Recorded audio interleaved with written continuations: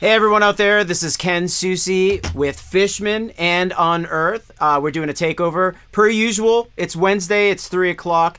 We always do this every single Wednesday, 3 o'clock p.m. Eastern Standard Time, that is, because I'm in Boston. Before I get going, I wanted to show you guys something. Just head over to www.fishman.com. If you have any questions about anything that we're talking about today, acoustic, electric, MIDI, amplification, it's all here. Anything that Fishman makes, go over to the site, check it out. I think you'll be pretty happy with what's on there. So today we are broadcasting across the Fishman Facebook, our YouTube, and our Twitch channels, as well as the Unearthed Facebook page. And today we have a very special guest. And before I announce who this is, I just want to make sure that everybody knows that I always put your questions up on the screen. I want you to be a part of this conversation today. Honeybee, thank you so much. Everyone for showing up. It's great to see you all here. We love doing this every week. So if you want me to play any type of Unearthed songs, or if you want to talk about gear, you want to talk about touring, anything that you want, just hop in and ask a question and we will take it. But I'm very excited to announce my guest, one of my good friends for many years now, Miss Jen Majura. How you doing, Jen? Hi, I'm doing good. How are you? Thanks for having me. Again. It was a huge buildup, but I was gonna say Jen Majura from Evanescent, but you're much more than that. You're a great cook. You're a great solo musician, right? You have great hair. I have. Okay, let's talk about my hair, okay? So, the last time we talked, that's like 7 months ago. Yes. And our chat ended with you showing this picture, which you're gonna blend in right now. Like, show it. Come on. Come on, do it. Okay. So that's Jen Majura 1 year ago. That is me like 7 months ago. Yeah. And I was just about to get that haircut. And I had red, like here, the spikes were red, but it grew out already. So I'm sorry, it's not red, but I have a mohawk. It's kind of like, look from the side. Yeah. It's kind of cool, huh? It looks just like that from the side. Exactly. So Jen's still killing it with the hair fashion. She's not as red as usual, but it's okay. We're going to allow it. At least it looks kind of like, yeah. So tell us a little bit what you've been doing. Last time we talked, I think we were all kind of depressed because COVID just set in. And we were sitting around the house and we were just kind of bummed out that nobody was touring. So what's going on now? I know the U.S. is a lot different than where you are currently right now in Stuttgart, but what's going on over there? So I don't know about Europe because I had to like stop listening to all this madness a little bit. I try to be safe and sane and happy and healthy. But as of like what happened right after we talked is like we finished the album for Evanescence. And it was really weird because I didn't really feel connected to the band because, of course, they've been gathering in Nashville, recording in the Rock Falcon studios with Nick, and I was here in Germany. Instead of like being with them and writing with them, I received like the finished song, and it's kind of like, well, put something on there. And it felt really, really strange. I had no connection until the album actually came out and I listened to the album. That was the moment of me like connecting with the whole new music and everything. Not during the writing and recording process, weirdly. And I remember there was one song specifically, but it was our latest single called Better Without You. And I got all the stamps, the single stamps for my DAW, and I listened to the song, I put it on headphones, and I'm like, you know what, this song is just perfect the way it is. I don't want to put something on top of that just for the sake of me being part of this. Of course, when we do this whole thing live, I'm going to be like playing the same riffs like Troy, and we're just going to, rock out together. But for the recording, I thought the song, the way they recorded it in Nashville with Nick, it sounded just like so good. So I sent a text to Amy, and I said, "Well, I don't know what to do with this because I think the song is perfect the way it is." And then she said, "Well, sing." And I was like, "Okay, all right, then I'm gonna sing." And that's something that I'm really, really, really proud of because apparently in the history of Evanescence, this is the first album ever where there's other female vocals recorded than other than Amy's. And I sang a lot. Like this opened up this whole thing of background vocals, and I'd say I sang on like 90 up to 95% of the songs I sang background vocals, which makes me really proud as a musician, because that's special to me. Yeah, that was pretty much the recording time for The Bitter Truth. And I mean, come on, I don't want to go through this, but the album did pretty well. So let me ask though, was the process, I mean, did you guys do this remote? Were you in your own separate studios, or did you guys convene and do it there? Like, how did it go?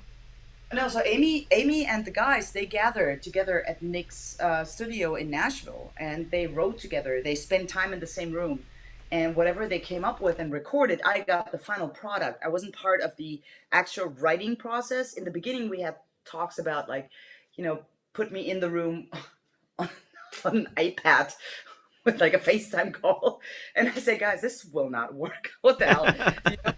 Just imagine, you're a musician too, so just imagine you have this discussion about like one riff, and you're like, oh, I want it to be more like this. Well, what do you think? And then there's this iPad with a person going like, hello, hi, can I say something? Hello? Yeah. I would like to. My band would have me on mute the whole time. Yeah. I'd be like, I have a great idea. Click mute. Right. It wouldn't work. So I just got the finished results of what they've been working on and recording. Am I paused? No. Are you there? Oh, you're paused now. Ooh. Let's see, Jen. Let's see. Jen was actually having some issues with her internet over in Germany. I think there's a big storm, so we will wait for her to call back in. Let's see what happens. So let's go. Sorry, I'm just trying to communicate with her right now. Hold on, everyone. Dead air. Let's see. Hold on one second.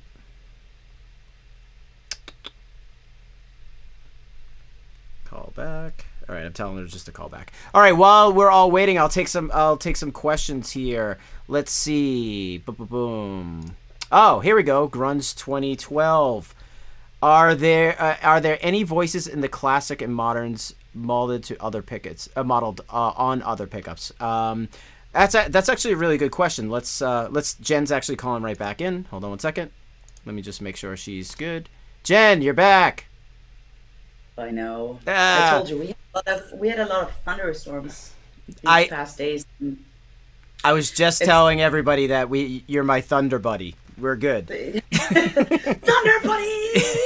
Oh my god, I love Ted. Oh, I love that movie. Grunge 20. I was taking a question though while you were gone. Grunge 2012 was asking, and this is good because you play classics. Are there any voices of the classic and moderns modeled on the other pickups? And technically, no. Every single set of Fluence has a different set of sounds and a different magnet configuration for the most part. So that's a pretty cool question.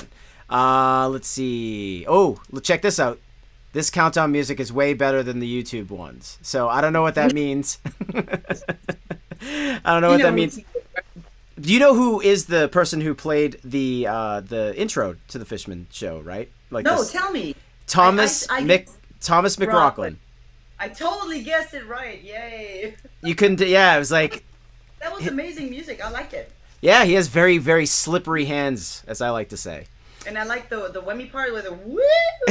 I like that so much. So cool. He's a very tasty guitar player. Ooh, let's see. Talk about perfect timing. Just saw Jen's post on Insta about to take over. 2 of the finest bluegrass banjo players doing a takeover is going to be awesome. Of course, because bluegrass and country is all we do, right, Ken? Pretty much. I've been playing bluegrass for a while. Yeah. That has to be a joke.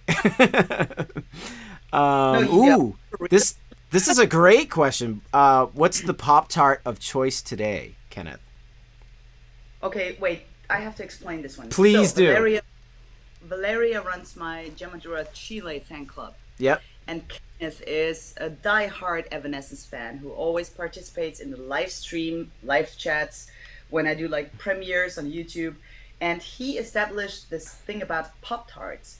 So he has all kinds of Pop Tarts. So everybody goes into the live chat every Saturday at 7 p.m. when I publish a video and goes like, Kenneth, what's the Pop Tarts? And he has all kinds of flavors. So is Kenneth here? Kenneth here? Kenneth Davis is writing strawberry. Yes. Strawberry Pop-Tarts. Nice. I would agree, considering my name is also Kenneth, so I must have a say in this. Strawberry Pop-Tarts are amazing, as well as chocolate, all like straight chocolate. But I got a great story for you. My guitar player, Buzz, when Pop-Tarts first came out, he brought one to school, and his teacher yelled at him and gave him a detention because she wrote him up because he was eating raw pastry in class. She didn't know what it was, and she's like, "It's raw pastry." No. So she thought he was eating raw pastry. Pop-Tarts exist forever. How old are you? Buzz is probably 43, 44, maybe. So when he was like 10 or 11 or whatever. So if you ever see Buzz, ask him about that Pop-Tart story. Let's see. Grunge is also asking, is voice 2 of the classic and voice 2 of the modern similar? To me, they sounded similar in the music store. I love Unearthed. Yeah. No, they don't. They sound completely different. And the thing is, if you split the sound, it makes a whole different, like, world to the sounds. And I remember that I had this RG450, and before we put the Fishman pickups in there, I was just like, okay, well, it's a normal thing. Like you would, the thing how you see a guitar is like from woo to and that was like how my guitar sounded. And I don't say that this was a bad. I have to be careful. I don't say that this was a bad sound. Yeah. But with the Fishman pickups in that RG450, it gave it just so much more opportunities and so much more sound diversity that, especially when I opened up, I did the, what are you laughing about? Did you laugh? No, I was laughing at some of these questions here. They're good. So I was opening up with Cellogram for the synthesis tour, and we played Kashmir. Mm-hmm. And that was just like percussion, cello, and guitar.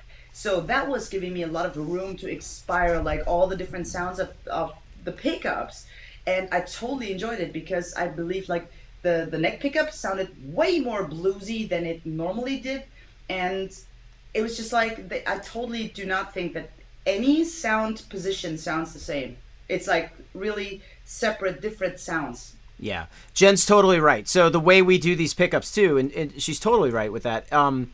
Each pickup is like installing a brand new set of pickups in that guitar. So when you switch it from voice 1 to voice 2, it's a completely different set. So when you say, yeah, when the question is voice 2 similar to voice 2 of the moderns?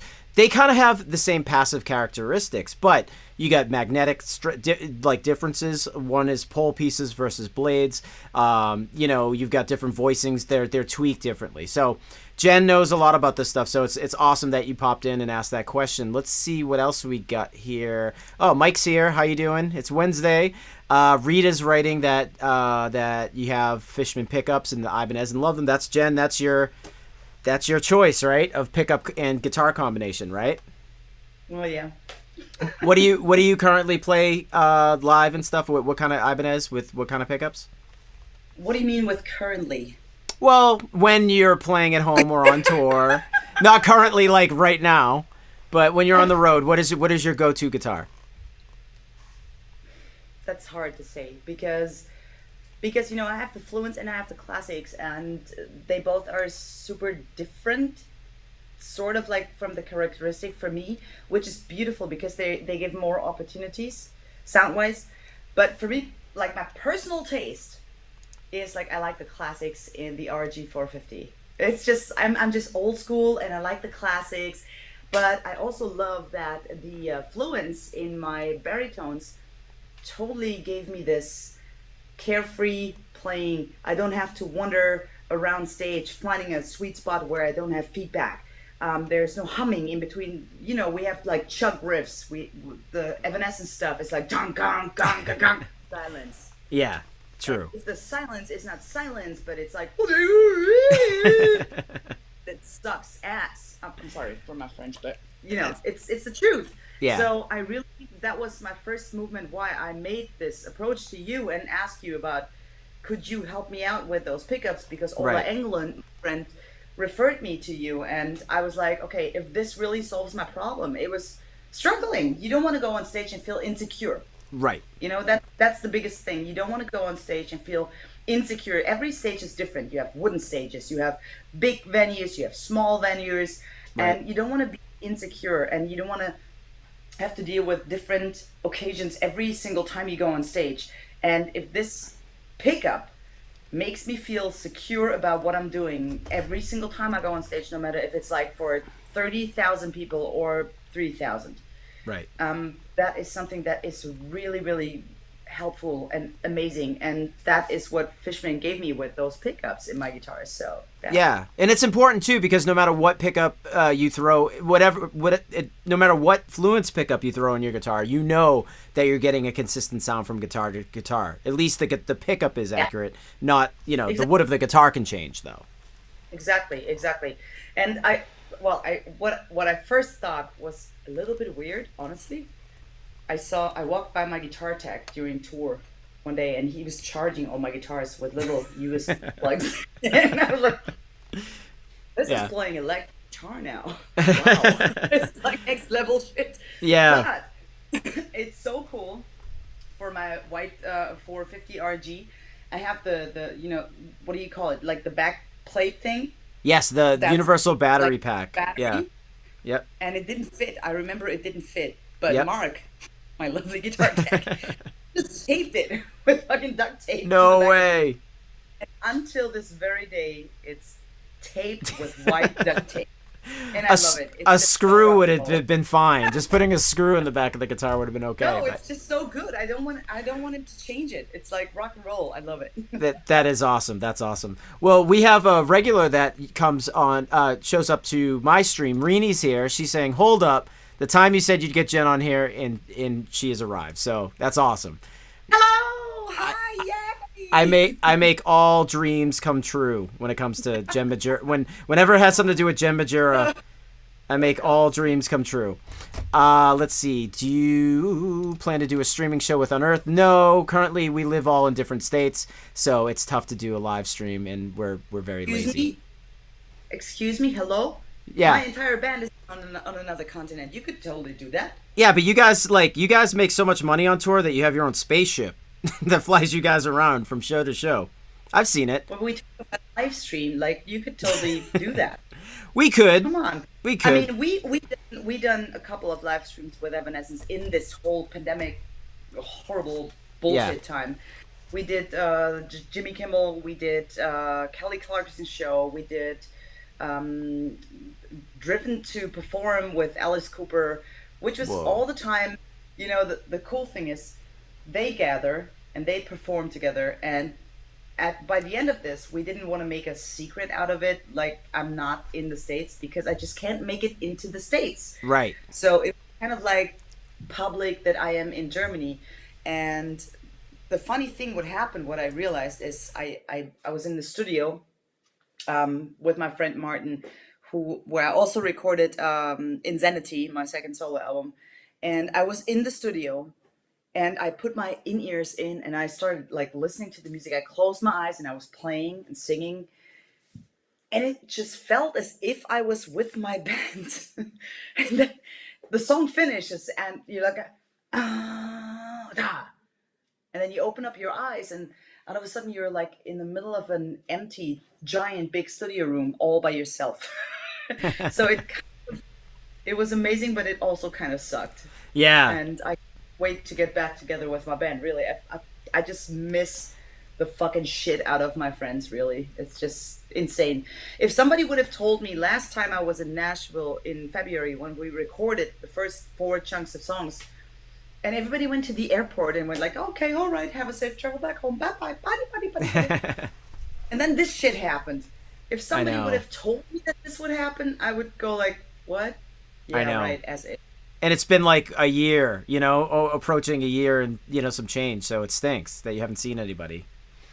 My last Evanescence show was in Russia in Whoa. September, on the 26th of September in 2019. Wow. That's unbelievable. That's unbelievable. Well, you mentioned friends and you mentioned like getting together. You've done a lot of cool things. One of the best things I like about you is that you're always active online. You do all these cool collabs. Let's talk about some of the collabs that you've been doing, but also you've been doing some type of a secret record, correct? Well, it's not so secret anymore, but I got the request.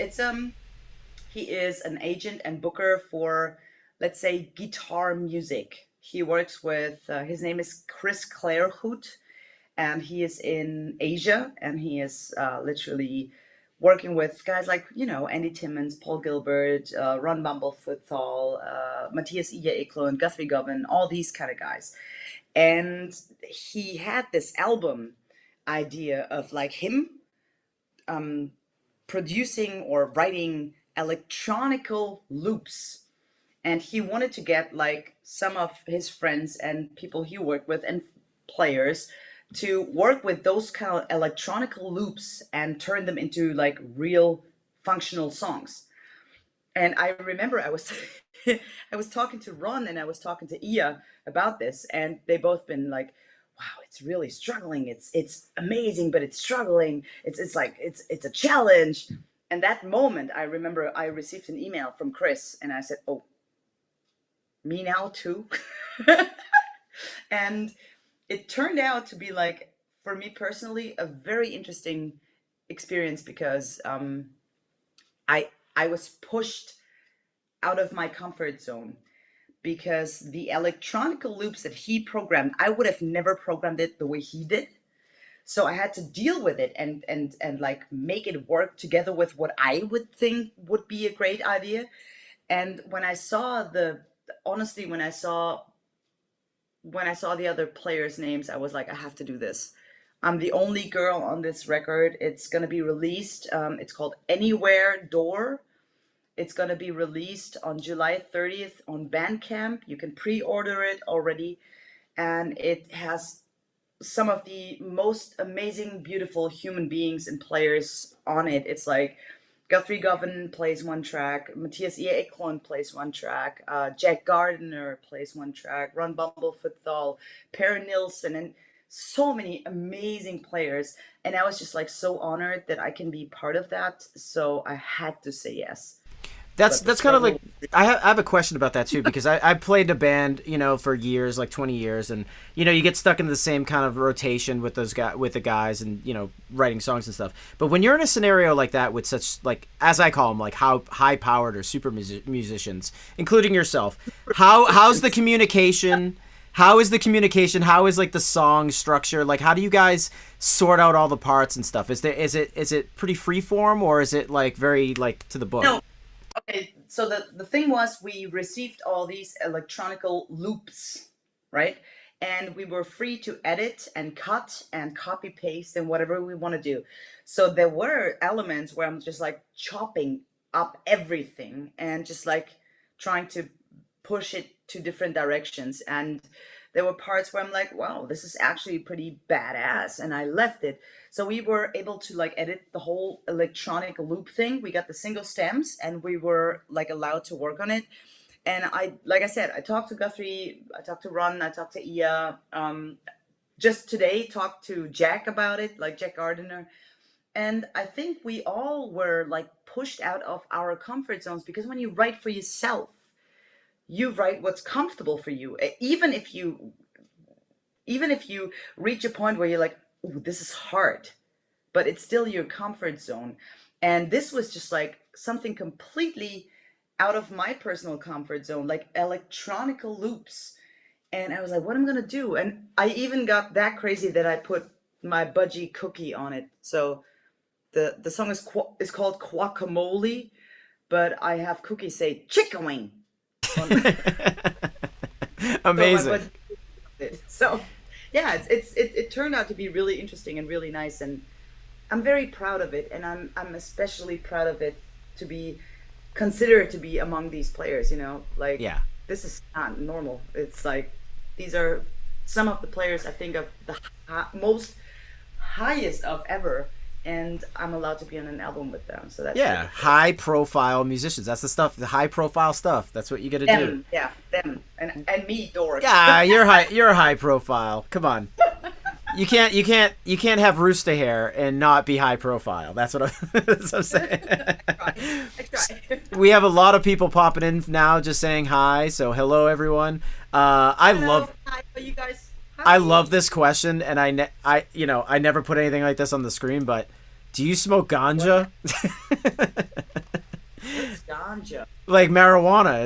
It's pretty funny. That's awesome. No, actually, okay. So last time we talked about booze. Now this time let's talk about smoking weed. What happens with me when I smoke weed or I try is I inhale, and the minute I exhale, I pass out.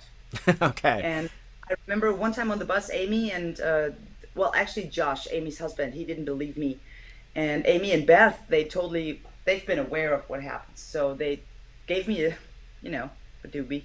And I was like, okay, I'm proving it to you. So I can't. I just can't. I pass out. I can't even be close to people smoking weed. So I do not do that. I, This is just me. I'm sorry. This is me all the time. I don't smoke any. I'm a lot like you. I don't really partake too much either, but it's like, I have a lot of energy that like beyond any type Right? any other substance. Alcohol sometimes enhances my personality. Enhances my personality. Very nice. Oh, so Henning wants Jen to say hello to my little birds Emmett and Todd. Oh God, no! I'm not doing this again. I did that already on Henning's channel. What the hell are you doing? Okay, ready? Get your screenshot. Can it Okay. look nice? Can you wave or just be perfect? Okay, get ready. Screenshot. Emmett and Todd, hi. There you go. Thing. There you go. Okay. Kissing Bye bye. babies, making sure things rock. Everyone's laughing. All right. All right. Any project in process for the near future? Jen Majura, new solo album, something on 11. To be honest, I wrote one song in 2020. I realized, Me honestly, too. Me I, too. I I realized like there's no input in my life. Like, what am I fucking write about? Like my couch blues or something. So, honestly, I wrote one song, and okay, I'm gonna talk about the. I want to talk about the lyrics of my one song that I wrote. It's called Testicles. And the chorus line is, let me live inside your testicles to recreate my existence. Let me crawl back to your uterus and define me new. I actually sent Devin Townsend a text message and said, "Hey, I got inspired by you, and I wrote a song called Testicles, and I sent it to him." I never heard back from him again, but I guess he appreciated it. He probably put it out already. Yeah, probably. He took your lyrics, ran with it, made a 3-part Yeah. trilogy. Yeah, but to answer the question, I didn't really feel inspired, and it took me some time to realize that it's okay to not feel inspired, and I know that inspiration will hit me and come back as soon as there's stuff happening in my life. Yeah. But as long as there's nothing happening, what am I supposed to write about? It's like, and it's okay. It's really okay. Everybody who goes like, I'm so fucking productive. I'm writing my fifth and sixth and seventh solo album right now. No, you're not. Yeah. I'm sorry, you're not. I'm It's with I'm just with you. I was on vacation during the the yeah, COVID me too. pandemic. I was on vacation. I learned how to cook way more complicated recipes. I'm knitting a beautiful blanket. I spend a lot of time with my little budgie. I bought a drone. Learned how to fly the Whoa. drone. Oh, it's so much fun. Yeah. And yeah, and it's okay. It's okay. It's not only because we're not touring that why everybody expects us to be like fucking productive. It's just that's just not how it goes. It's not like only because we have time at home we're gonna shit out albums. It's not how musicians work. Musicians And sometimes need to like live their life, and then you come back and then you write based off the things that you've lived. exactly. Yeah. That's what I'm saying. You need the input in your life to get some, like, create your output for, musical content. But if your input is the couch, hey, you got a guitar there. Don't you want to play something? Nah, my hands are broken today. No, We no, no, no. have. I want to play something. Well, you want me to play? Can't you play some Evanescence? Oh, I wish I could. I don't have that type of skill. Oh shit! Come on. If honestly, to be totally honest with you, I was gonna learn a song and play it because I knew you didn't have a rig at your place. So I was like, oh, I should learn an Evanescence song and just play it on, since you're there. But I got lazy and I did not do it. So Did you look into one specific song? I would have played your hit. Bring Me to Life. You Yeah. got this. Come on, you got this. It's E, then it's G, then it's D. But I'm tuned up to F sharp. I'll never figure that out. It's impossible. F-sharp? Yeah. Why are you Oh, in F-sharp? so we play. We used to play in standard tuning, but we Is that a decided seven string? I can't This is- see. Is that a seven? this is a 7-string guitar. So we used to tune to standard, right? And then we ended up deciding that we wanted to play in drop tune. So these are this is B, F sharp, F sharp. Yeah, and it's tuned up a step. Isn't that crazy?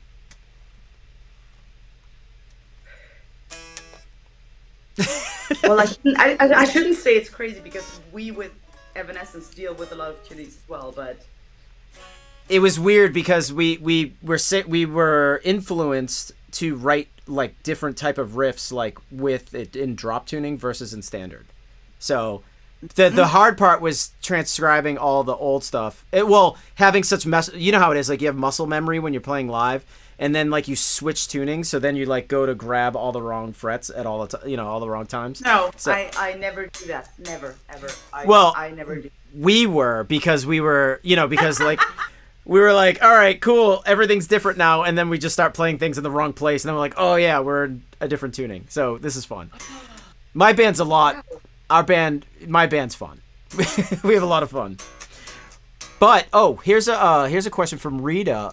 Jen, what is your favorite Evanescence song to perform live? She does that only to bug me. I know it exactly. Because there are a couple of questions, and I joke with my fan club admins about this. And I'm like, get the good questions out there, not the shitty ones. And the shitty ones would be like, how did you get the gig with Evanescence? What's it like to be in a band like Evanescence? What's your favorite song to play live? Everybody knows that. There's this thing called the internet, and you can go there and look shit up. So yeah, so Jen's not answering the question. But, okay, wait. But maybe there's a quite like a little chance that it might change because we have new songs now. We have a new album out since March, so maybe Your favorite's gonna change. it could happen. I don't know yet because we've never played the album live. So far, my favorite song was "Disappear," but maybe it could be replaced by "Better Without You" because I just love the heavy riffing in that song, and who knows? I don't know yet. I'll have to figure out as soon as we play the tour in November, December. So let me With ask. Hailstorm. Oh, okay, with Hailstorm. Oh yeah. So that tour's in December. Where are you going to? Everywhere in the States. I think we are literally all over the place, and yeah. That's I awesome. can't wait. Production rehearsals start at the end of October or something, and so we're booked for November until like 18th of December or something, and we're playing all over the States together with Hailstorm. We have great venues. We are pretty much like gonna open up the do the first show at the YouTube Arena Theater Stadium in LA. I don't know. This is pretty cool. The tickets just got on sale, so get your tickets. Coming Nice. out. And yeah, it's cool. So Jen, you started something here, and I'm seeing it in the. This is why I'm laughing. So check this out. Now, So Pop-Tarts came out in the 90s, I think. So that Reader's writing that, which is cool. But I'm going to let you blow someone's mind right now. Reenie, longtime viewer, we don't have Pop-Tarts over here. I believe she lives in the UK. What are they made of? She has no idea what a Pop-Tart is. Okay, I know what Pop Tarts are, but Yeah. I never had one, honestly. Oh, you've never eaten We have one? one. No, no, no. We have them on the tour bus because I don't know, Troy or Tim, they love those, but I never had one. Nice. Well, It's literally like these pastries, and you heat them up, and they're filled with something, something, right? right, right. It's It's like there's like like dough stuff. jam or jelly or not like, thin layer of like chocolate or strawberry, and it's just pastry with Right. like frosting. Oh my, it's delicious. It's delicious. Actually, Fishman, we have Oh like God, a what do vending we have machine. Well, no, we have a vending machine, and I always walk up to like an employee's always like, going to buy something, and I said, okay, let's just change your thought, right? Let's change your thoughts right now. We're locked in Fishman for 48 hours, and you only have $1, and you can't break through this machine. You need to buy one survival item, and there's usually like nuts. There's ramen noodles. There's like, what I mean, chocolate bars and all that. My go-to is a Pop Tart because I feel like you get two in a package and you can eat one each day. Wait, Ken, I was at your place. Like, where was that machine? You haven't, you didn't show it to me. I don't think I took you through the kitchen, but yeah, we have a nice big What? kitchen with a vending machine. You missed the kitchen, and I haven't seen your kitchen. You have not. Next time you're at Fishman, I'm buying you Pop Tarts, and you're gonna eat them. We're Okay. gonna eat them together. And we do a live stream about this, eating my first Pop Tarts ever. Yeah, Hmm? we'll pop on the Yep. Fishman live for 4 seconds just to tell everybody how delicious they are, just to remind Hmm. everybody. They'll have already forgotten, but we will not. So, oh, Travis Larson popped in. Jen called and reminded me. Haha, I was on time. So he's saying hi. The thing is, Travis is always late. I He's been pretty You know, punctual and, with me. no, no, no, no, wait, wait. Here's the fucked up thing. He's always late for my Saturday 7 p.m. Central European YouTube premieres. Always. He's Ooh. always late. But he's always super early for all the other premieres. Oh, so So the I'm ones like, that he wants to do, that he likes, he's on time for. I don't know. I don't know. All right, Travis, you have an opportunity to explain yourself. We'll be here. Let's see. Now that the music festivals are confirmed, concert dates on the horizon, have you noticed some changes in the way you approach to create music, get back in stage shape, music wise, the whole nine? What do you think? Really good question. Um, I am literally approaching to play actually in 2 days, Friday. I'm gonna be at the Area 53 Festival in Austria, and I am booked to host the festival, like, to announce the bands, which are all friends. Like, this is gonna be fantastic, and I'm gonna do a vlog about it, meeting all my friends and everything. But I am so far scheduled to play a song with my friends of the band Epica. And I've been friends with Simone, the singer, forever, like for such a long time. And it's a kind of like, and I talked to a couple of musicians about this. It's a sort of like anxiety instead of like excitement. When you feel like, hey, you got this show booked, you should feel excitement. But what you feel is anxiety about like, oh my God, I have been away from this life for so long, and I am a little terrified that I won't do a great job, that I won't be able to focus, I won't be able to headbang, the most easiest and most stupid stuff. And it's it's a real thing happening, and it's not happening to just me, it's happening to a lot of people. Some of them also like when canceling shows in the middle of it. I will not do this because I'm gladly that it's just one song, but I feel as if it's kind of like, oh my God, I hope they don't see this right now. I feel like this is musical suicide. The first time ever on a festival stage with a band that you have never even jammed with, without any rehearsal, without any sound check, with probably a horrible sound because it's a festival, playing a song that you've never played. This is just me. I'm like jumping into the extremes to just get myself comfortable. But it's definitely a different approach. And hearing about upcoming tour plans and schedules is is different, as you just don't jump into it like being super happy and super excited and like, oh, this is amazing. You're more like, oh my God, will I be able to do this? And of course I'm going to be able to do this because that's what I've been doing my entire life. But I think it's important to mention, and also mention to a lot of other musicians that have been on set on pause for like the past 1.5 years, that it's okay to feel like that, because we adapted to the situation of being at home, used to doing nothing, used to, the live stream stuff. I got great at video editing. Awesome. Yeah, some of my friends got awesome with 4K cameras and live streams. Great. So we adapted to the situation that was given to us due to the whole pandemic situation. And now we have to adapt back to what our life was before that. And it can cause some anxiety and yeah, just like, being uncomfortable with, out of a sudden, trying to hop back into what used to be like super normal for us. And yeah, we'll see. I like that you answered it that way, because there's some musicians out there that have a carefree attitude, but real musicians, I feel, the ones that play the best, like, even though it may look effortless to you being in the audience, I think it's like, it's cool that you still feel the jitters of like, oh, I haven't played in a while and gotta make sure I do Yeah, this right. And there's a lot to be said for that.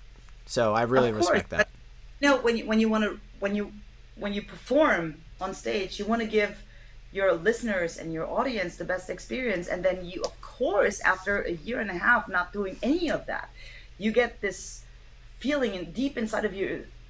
Am I just going to be entertaining enough? Am I just going to be able to remember all that? Am I going to be good enough?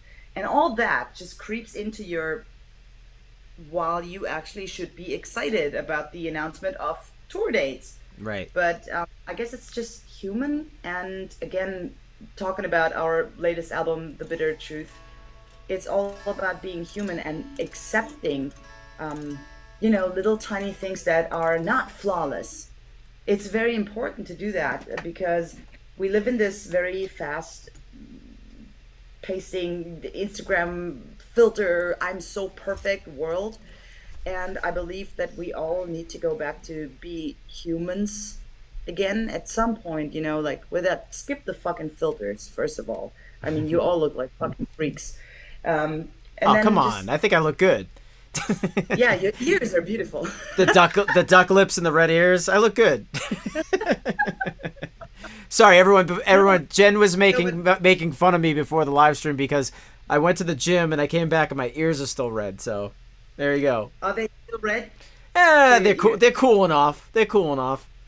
getting better, right? Yeah. Been fucking purple. So let me ask I'm you a saying a question. lot of fuck. I'm sorry, I use the F word so much. It's okay. We all swear. But listen, let's talk about wrong things. So I've been like stalking you and looking through your mail, and I recently just saw that there was a letter from Mr. Steve Vai that arrived to your house. I didn't have the balls to open it up, but what's going on with that? What happened?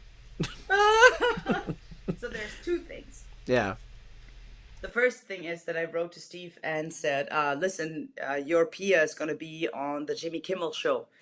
And that song is played on it's actually, I shouldn't even say that. The song is played on a baritone, like a seventh string or a baritone in drop A sharp, I believe. But I so wanted to push the beautiful white Pia Ibanez guitar that I have, that I said to Steve, like, listen, I'm gonna play the Pia on the Jimmy Kimmel show. And I think we did, I can't remember. Was it Wasted on You or was it Better Without You? I don't remember. But anyway, it's a song that is not played on a normal E to E tuned six string guitar. It's a baritone track, like a seven string track. And I just still played the Pia for the video. I recorded it with the right guitar, but I played it for the video, and I sent Steve that email and said, hey, listen, you might want to check out Jimmy Kimmel. Because I'm playing your beautiful Pia guitar, and I just wanted to let you know how much I love that guitar. And he sent me an email back, and he's like, cool, I'm gonna check it out. And I was like, oh my God, freaking out a little bit.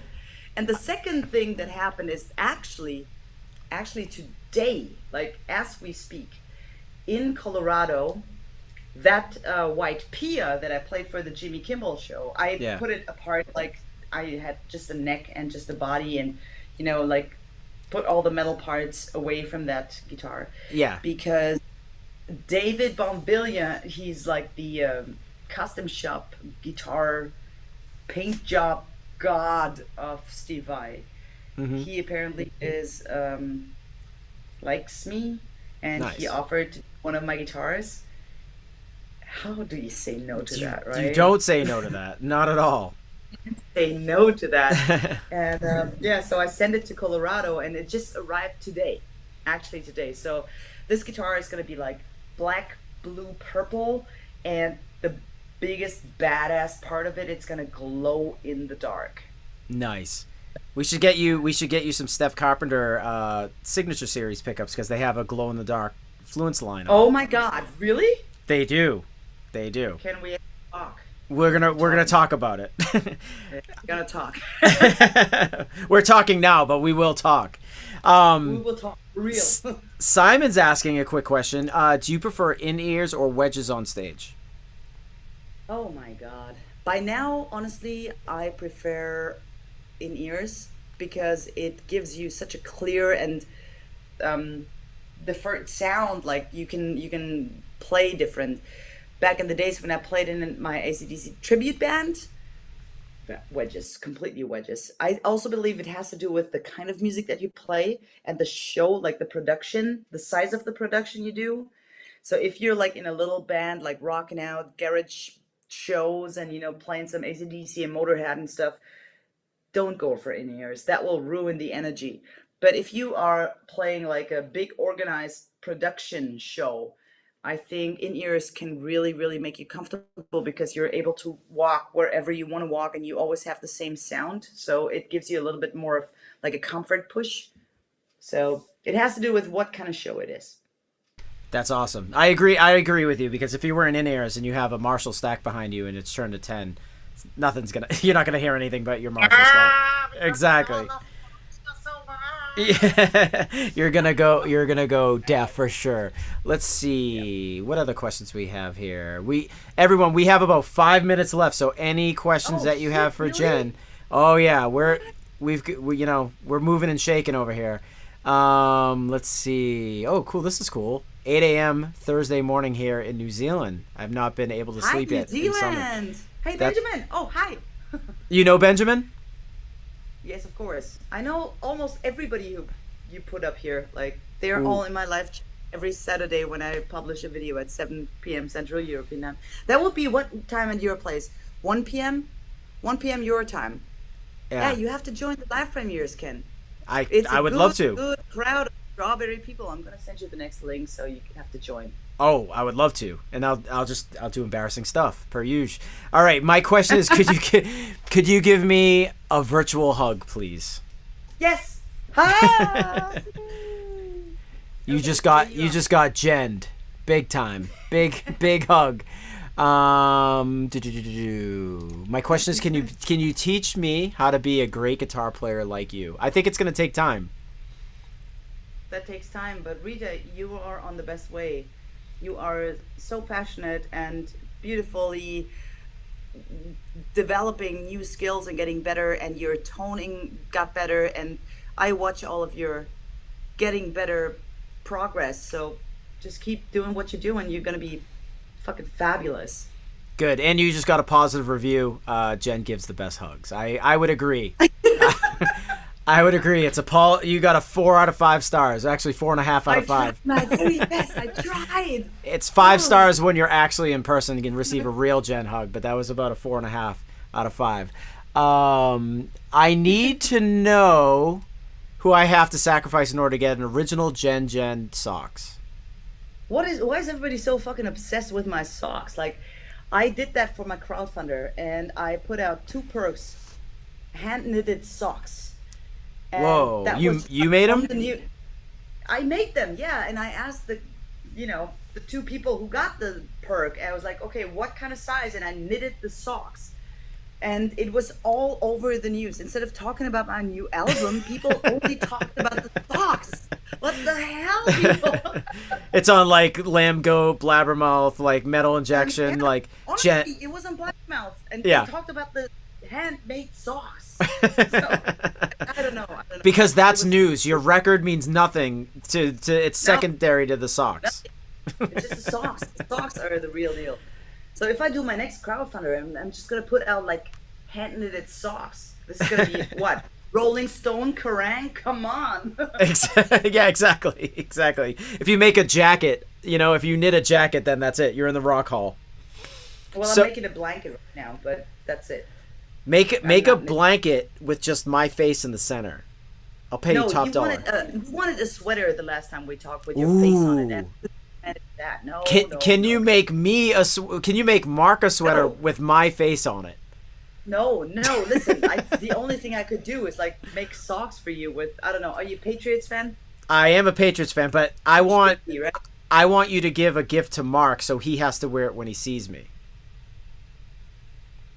Mark is Jen's tech, and he's a fantastic human being. But it would be so great Yes. to see him with a full-fledged like cartoon Ken Susi face sweater that's like flesh colored. It'd be so amazing. And he'd This be is like, not how I- Well, this is not how I wanted to end this talk. Like, No. this is all weird now. I Can we know, talk I know. about the fact that I'm traveling to Austria tomorrow. Ooh, what are you doing in I Austria? am booked to be the host for a festival called Area 53, and I'm gonna announce bands for the first time. I have never done that, which is, I don't know. Shall I prepare myself for that or not, or just go like, "Hey, here they are"? I don't know. And Do you watch American like UFC Ultimate Fighting? Yeah. Watch No. okay, if you don't, go watch it on YouTube and watch the announcer how he announces everybody on the ring, like getting to the ring. Here we go. Exactly. Awesome. The next band is. Yeah. No, I don't know. I can't do that. Anyway, so I'm booked as a host for the festival, and all the bands are just gonna be friends. There's gonna be so many friends, and I'm doing a nobody knows that yet. You heard it here first.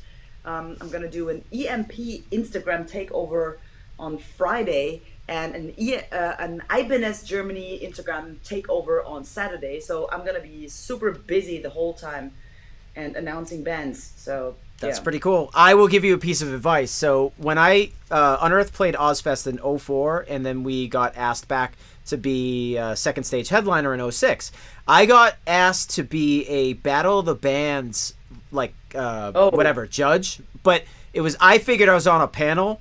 It was just me, and there was 3 concerts, and I had to like hang out and talk to people and pick a band. So like there was some really great bands, but I would advise to never do that, because like even if there's like 2 or 3 good You're bands, an asshole. you No turn matter into the what you asshole say, by the end you're of the night. Yes. asshole. Yeah. I picked a band that was like appropriate for the show, and then like the second place band, which was really good. Then the like parents are coming over to me and being like, you're a jerk, and I'm like, no, I'm not. I'm like, they were great. I don't have to judge any bands. All I'm doing is announcing friends, and I can't wait to do that because I miss that live scene. I miss gathering with people, with friends, that festival atmosphere. I miss it, and I'm really curious how it will be because it's like limited to like 5,000 people, I believe. Yep. And also crossing borders from Germany to Austria. I don't know what's it going to be like. So it's going to be like a big adventure. That's awesome. Valeria is agreeing with me. Oh yeah, UFC is the way to go as a host. So do your research. That guy, and just to let you know, the guy who does that announcing makes $1 million every single event. So he's doing much better than us. You fucking shitting me, really? Just to get up there for like What? 6 people and be like, and no, he gets paid $1 million a. I have to get my game up and like practice how to do that. This is like a side career for me now. He has an in though, so I'm talking about UFC specifically, but the guy who does boxing, I think it's boxing. Let's Get Ready to Rumble. That guy, you've heard that, right? Let's get ready to rumble. So he makes more money, but his little brother who's older, but he does the UFC stuff. So he's like, he has the same voice. It's his brother? It's his brother. Oh, I didn't know. Okay. Yeah. So you need to become brothers with him, or sister to him, yeah, you need a gig. Announcing. I'm messing up all the genders. Wait. Let's see how I do my host job and my like announcing bands job on the weekend, and then.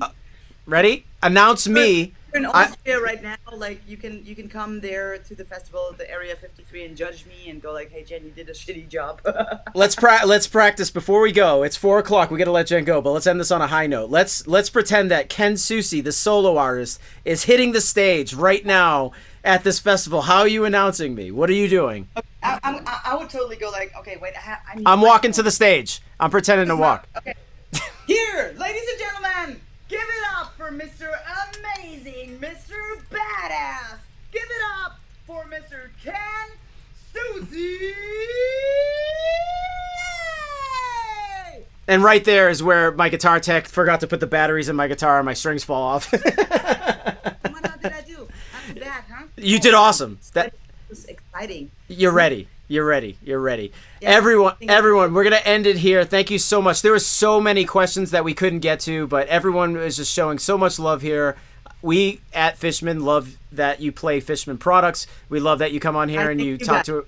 Yeah, your audience shows up. You have a devoted fan base. It's absolutely awesome. Jen, you're always the best. No matter what you do, it's always great. So we love you. Thank you so much for showing up here today. Thank you guys so much, and you all have a great morning, noon, afternoon, evening, night. All right, everybody. I'm here every Wednesday, 3:00 Eastern Standard Time, 3 to 4. So just show up, and we'll do another live event next time. Bye. Bye.